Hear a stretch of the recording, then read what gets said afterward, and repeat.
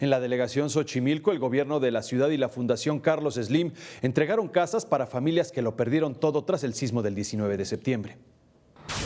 Esperanza, Unión y Fortaleza son los nombres que se les dieron a estas viviendas que otorgará el gobierno de la Ciudad de México junto con la Fundación Carlos Slim a las personas damnificadas por el pasado sismo del 19 de septiembre. En esta primera etapa serán 128 las familias beneficiadas en el pueblo de San Gregorio Atlapulco.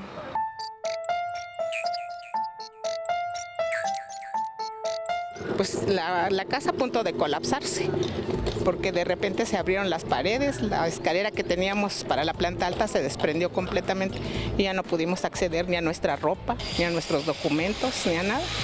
Xochimilco fue una de las delegaciones más afectadas, en especial el pueblo de San Gregorio Atlapulco.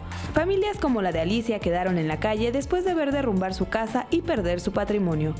Esta experiencia ha quedado atrás, al ser beneficiada con una vivienda llamada Esperanza de 90.22 metros cuadrados.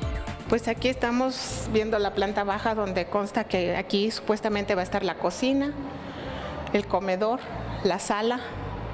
Aquí tenemos el baño, a un lado de nosotros tenemos el baño y en el siguiente cuartito pues supuestamente es una recámara y hacia arriba, según me explicaron los arquitectos que son 2 recámaras, el estudio y un baño. Alicia espera con ilusión regresar al lugar donde fue su hogar por más de 50 años y poder tener sus muebles a salvo, los que hasta ahora se encuentran en el patio de la casa de su hijo. Algo que no esperábamos ni tan rápido, porque fue muy rápido. Sí, en 5 meses tener esto, pues la verdad nadie se lo esperaba. Para mí, le digo, pues es como sacarse la lotería. Serán 400 casas regaladas para los damnificados de 3 diferentes tamaños. 200 son edificadas por el gobierno capitalino y 200 por la Fundación Carlos Slim.